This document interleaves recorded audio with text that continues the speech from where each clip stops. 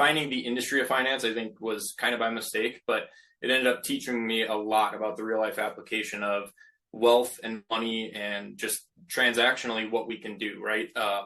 I know back in the day when smartphones didn't have the same capacities that they do now, like everybody was plugging in their card transact. There wasn't QR codes even. There wasn't ways that we could digitally transact phone to phone or peer to peer. So the evolution of that in itself is a similar parallel to like watching art, kind of evolve. How we have digital artists now. We had the whole NFT run.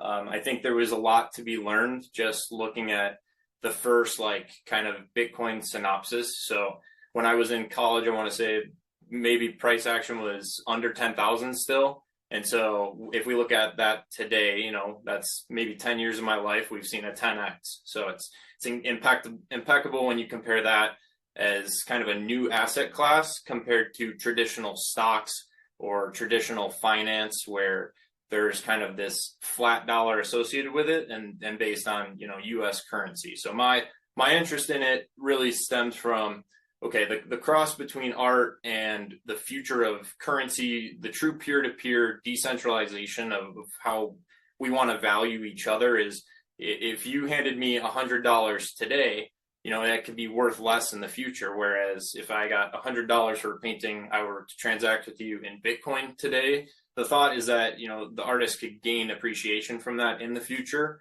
And you have a painting that's then worth more money in the future. So it's a win-win in my opinion.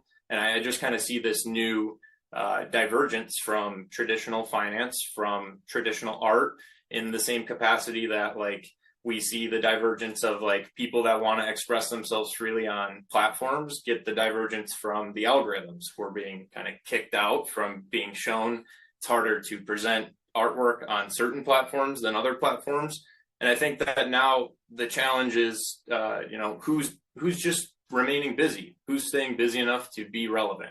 And if we all continue to work hard, that's the best strategy we have at this whole thing going forward. So that's kind of how finance tied in with me, was learning that the underlying principle is just, go to work hard. You don't have to give up your day job for your passion.